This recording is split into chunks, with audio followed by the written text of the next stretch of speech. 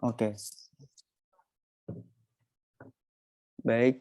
Terima kasih atas kesempatannya, Bu. Sebelum memulai presentasi pada kali ini, mungkin kelompok saya akan menyampaikan sebelumnya pantun nih, Bu. Oke, jadi mengetok kayu untuk membuat meja. Kayu disatukan dengan paku. Sebelum presentasi dibuka, saya ucapkan salam terlebih dahulu. Assalamualaikum warahmatullahi wabarakatuh. Shalom, Om Swastiastu, Namo Buddhaya, salam kebajikan dan salam sejahtera untuk kita semua.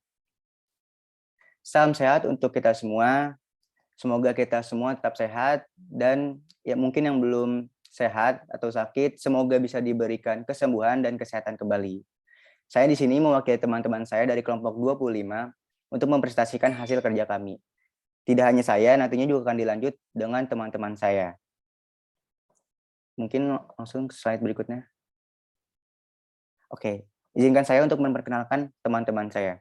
Yang pertama ada Alvaro Naufalauda, kemudian ada Gloria Angel Kesia Nauli Pardede sebagai ketua, kemudian Herlendia, dan saya sendiri Muhammad Fakih Azhar, kemudian Nova Belinda Putri, Rika Wulandari, dan yang terakhir Yahya Abdullah Winata. Boleh dilanjut? Baik. Untuk selanjutnya mengenai 5W1H itu, yaitu tentang what, why, who, where, when, dan how. Mungkin yang pertama ada what, apa. Apa nama produk yang akan kami buat? Produk yang akan kami buat adalah cake dengan rasa matcha. Dan kami menamai produk kami yaitu matcha cheesecake. Kemudian dilanjut dengan why. Mengapa? Mengapa kami membuat produk ini? Nah, dengan membuat produk kami ini, tidak hanya beberapa kalangan yang akan menikmati ini, tapi semua kalangan pastinya akan menyukai. Kemudian where, di mana? Di mana kami akan memasarkan produk ini? Kami akan memasarkan produk kami ini melalui sekolah, sekolah dasar, dan di sekitar kampus. Tapi tidak hanya di sekolah atau kampus, melainkan kita juga mengandalkan platform digital kami, yaitu di Instagram. Kemudian boleh dilanjut berikutnya.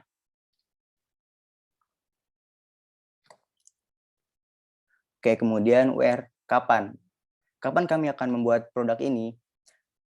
Kapannya nantinya pastinya akan dijelaskan di slide berikutnya sesuai dengan timeline-nya. Dan how? Bagaimana sih cara membuat matcha cake ini? Kemudian sudah dijelaskan bahan-bahan dan cara membuatnya. Bahan-bahannya yaitu 80 ml susu cair, 1 sendok teh matcha bubuk, 30 gram mentega, 3 butir telur, 100 gram gula pasir, setengah sendok teh emulsifier, 100 gram tepung terigu protein rendah. Dan cara membuatnya gimana sih? Yang pertama, masak susu cair di atas api kecil hingga hangat.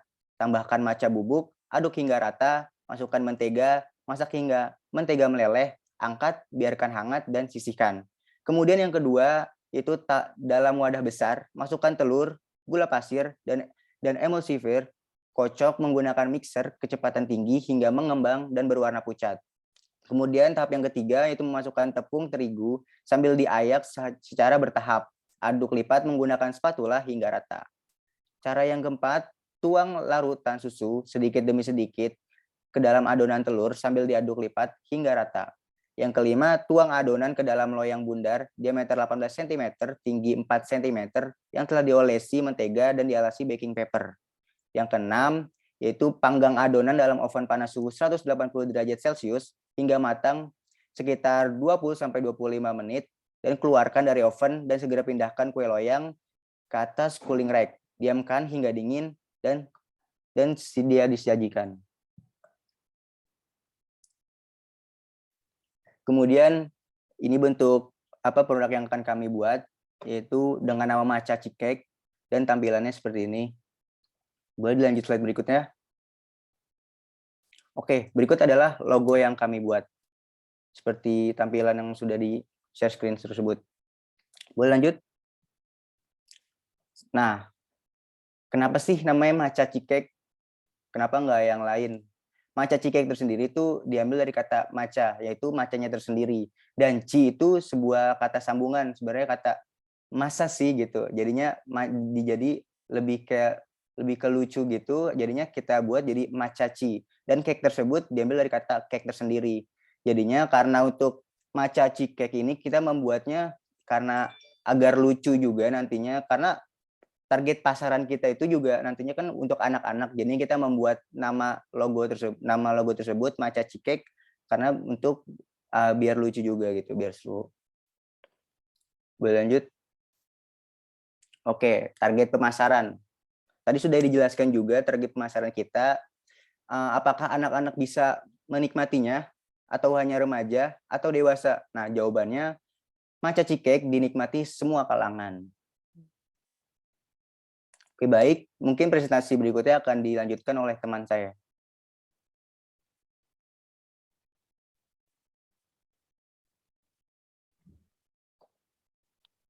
Jadi ini akun Instagram yang udah kita buat. Teman-teman bisa follow kalau berkenan.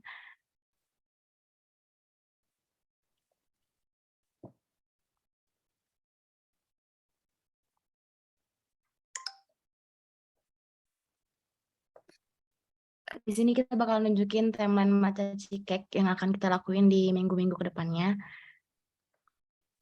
Di minggu kedua, kita akan menetapkan produk yang kita akan buat. Yang kedua, menetapkan nama produk, lalu merancang langkah selanjutnya. Di minggu ketiga, kita akan membuat logo produk, kemudian kita akan membuat akun Instagram, lalu merancang langkah selanjutnya. Di minggu keempat, kita akan merancang perkenalan anggota, lalu dilanjut dengan merancang perkenalan produk, dan merancang perkenalan bahan baku. Di minggu kelima, kita akan memposting semua yang berkaitan dengan produk, baik manfaat, tujuan, dan lain-lain. Kemudian di minggu keenam, kita akan mencoba untuk membuat produk itu sendiri. Dan di minggu ketujuh, kita akan post tutor di Instagram cara membuat produk itu tersendiri. Lalu di minggu ke-8, kita akan membuat rencana aksi sosial dan mempersiapkan untuk kegiatan aksi sosial. Lalu dilanjut dengan minggu ke-9, kita akan melakukan aksi sosial dan dokumentasi.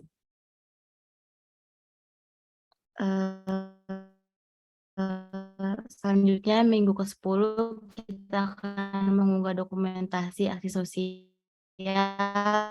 di platform kita. Kemudian akan dilanjut dengan teman saya. Yaitu lanjut dengan manfaat teh hijau. Yang pertama yaitu mengobati insomnia.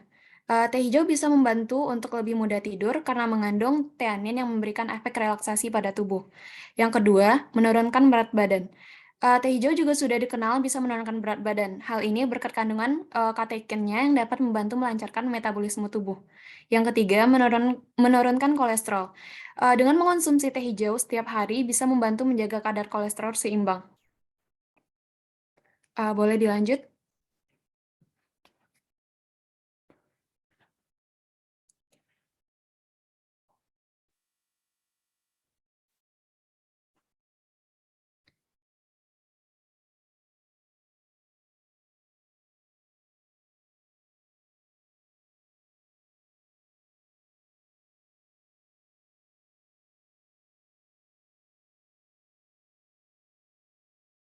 Yang keempat yaitu kulit yang cantik. Mengonsumsi teh hijau dapat melindungi kulit dari bahaya radiasi ultraviolet atau UV. Rutin minum teh hijau dapat membuat kulit lebih cantik, sehat, dan terhindar dari kanker kulit. Yang kelima, meningkatkan fungsi otak. Teh hijau juga termasuk minuman sehat berkafein. Kandungan tersebut bisa meningkatkan fungsi otak termasuk suasana hati, kewaspadaan, waktu reaksi, dan memori. Selain itu, teh hijau juga mengandung asam amino L-theanin yang bisa bekerja secara sinergis dengan kafein untuk meningkatkan fungsi otak. Yang keenam, mengurangi bau mulut. Kandungan katekin dalam teh hijau bisa menghambat pertumbuhan bakteri di mulut, sehingga membantu mengurangi bau mulut. Yang ketujuh, mencegah diabetes tipe 2. Studi menunjukkan bahwa manfaat teh hijau baik untuk mencegah diabetes, karena bisa meningkatkan sensitivitas insulin dan mengurangi kadar gula darah.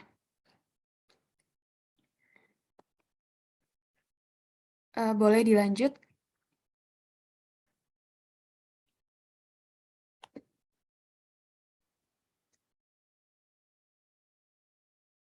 Kemudian proses pengolahan teh hijau terbagi menjadi 4 proses, yaitu yang pertama pelayuan, kemudian penggulungan, kemudian pengeringan, dan terakhir sortasi.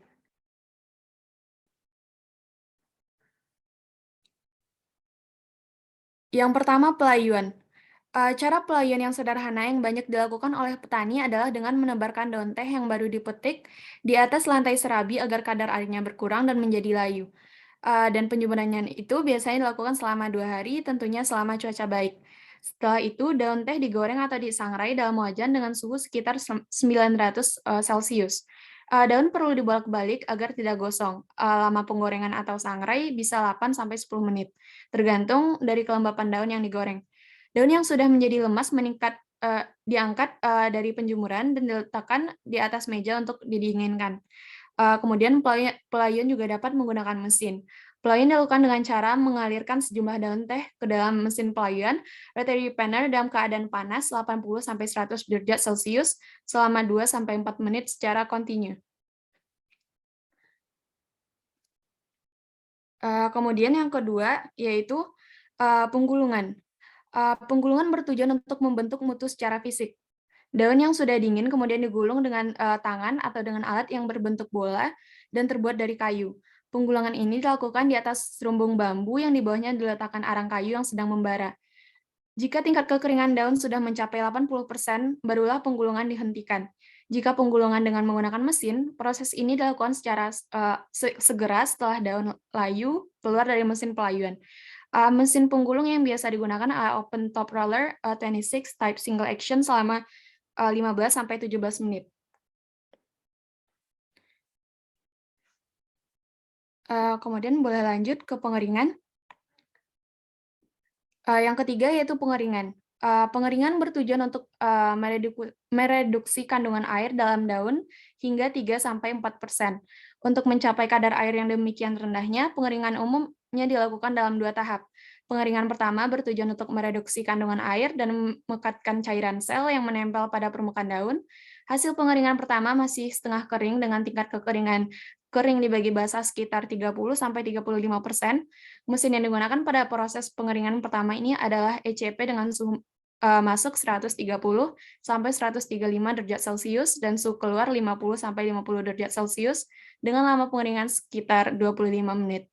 Di samping memperbaiki bentuk gulungan, pengeringan kedua bertujuan untuk meringan teh sampai kadar airnya menyentuh angka 3-4%.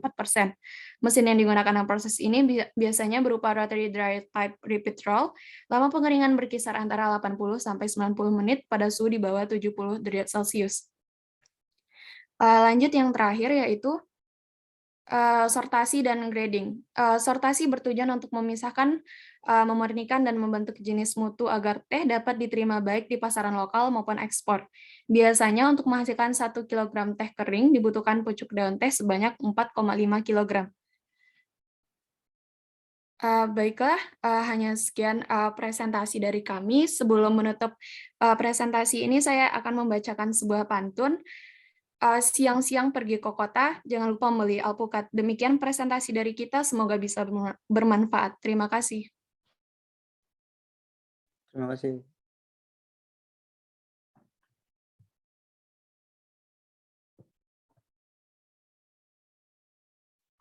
Oke, terima kasih. Kelompok 3 ya.